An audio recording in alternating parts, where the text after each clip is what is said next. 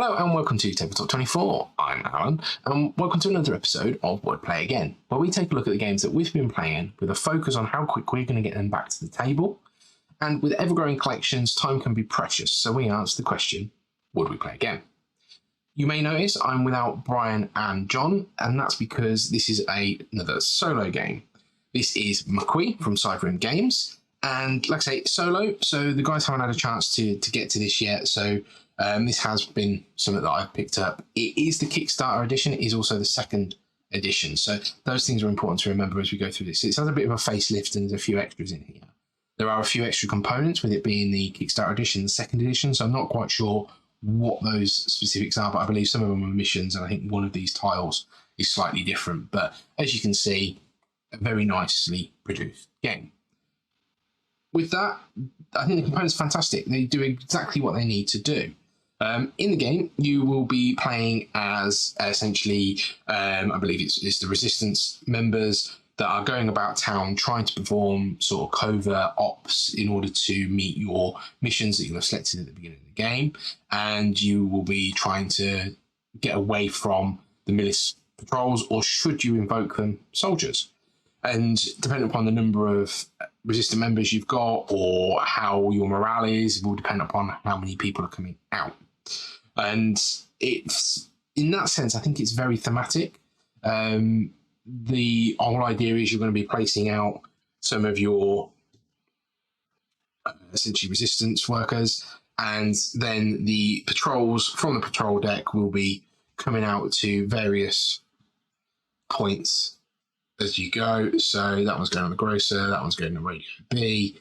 And what you'll see here is quite quickly, the routes get blocked up to get back to our safe houses. So it may be that we end up getting our workers captured, and you've got to kind of mitigate the losses to that, or work around it in order to gain items to get towards your objectives. Now, the game has a very nice introductory missions. These are essentially 0-star missions, and they give you the idea of the principles of what you're supposed to be doing and give you a focus on where to go a little bit. And then you've got 1-star, 2-star, and 3-star missions, which you can mix and match in order to sort of select your own difficulty. And I think from that, the game can be quite punishing. These cards are fairly random, but when you start filling up the board, you'll be going down the options of where the patrols are going to be. And if these places are occupied, that's fine, they'll move on to the next one until all are occupied, whether it's be your workers or their own patrols, and then they start arresting people at those spaces.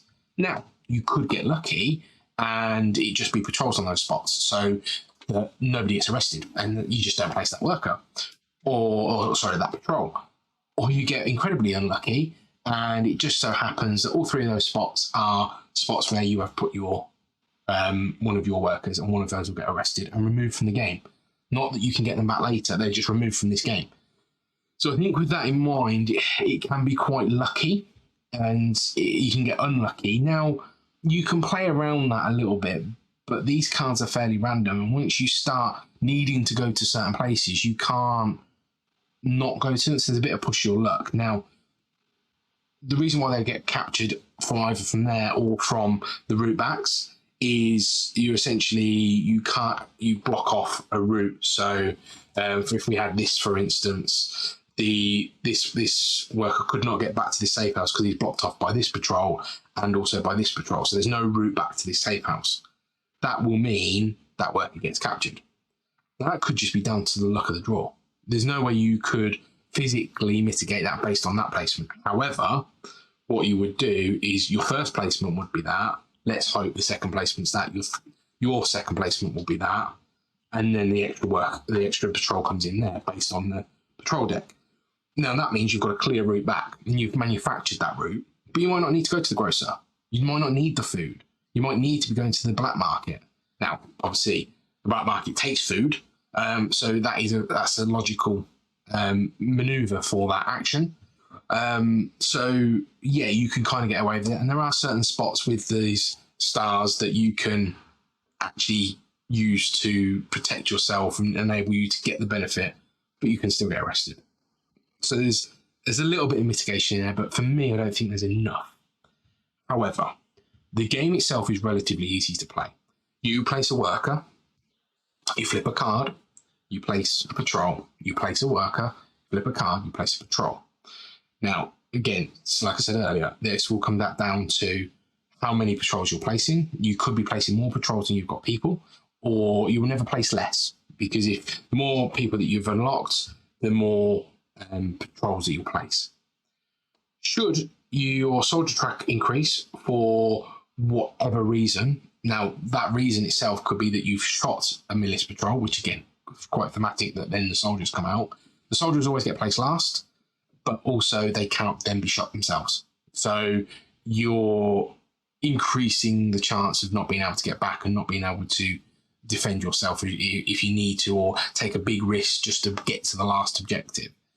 So with that in mind, I think you've really got a really nice balance in there, but it's still that punishing thought. So there's a lot of strategy.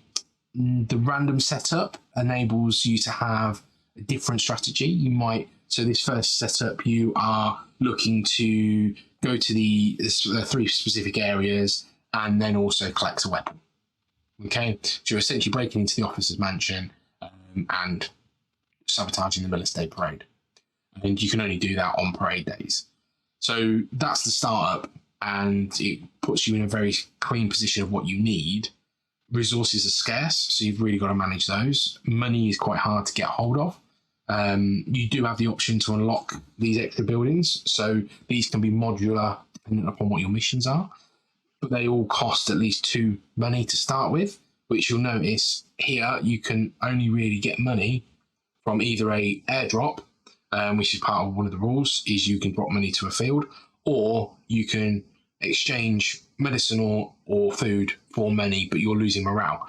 Losing morale increases the patrols. So it's a really fine balancing act to get there all the time, every round, if you will, once you place all your workers, the day's advancing.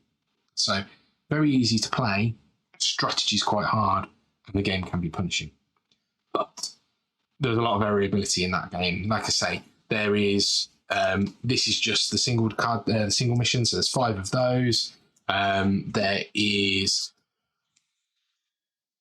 7 2-star missions. They're all slightly different. And then should you wish to punish yourself even more, there are 4 3-star missions, which might require multiple items. And sometimes you've got to do things in a specific order. And those are quite thematic in regards to what you need to do and where you need to go. But you always got 2 of those. So you've got quite a lot of options to give this game a little bit more life. You'll see you've got multiple different tokens. Not all of them are used in every game. So you've really got that benefit of going round and round in different orders. Now, a couple of the games I've played, there's a game I didn't even record that I played just because I literally went to place my 3 workers, which you start with, and 2 of them got arrested in the first round. So it was a bit of a mulligan. But as always with this type of solo game, it's very quick. I'm averaging sort of 25 to 30 minutes a playthrough, and I think that's fair for a solo game that's got this sort of level of play in it, but it's very satisfying of those. I think I can play 2 or 3 games of this and I'm done, and it satisfies the itch of a much bigger game. So as a solo experience, I think it's fantastic. There's a lot of sort of theme involved with it, and I think on its footprint, it's got a lot to offer in that sense.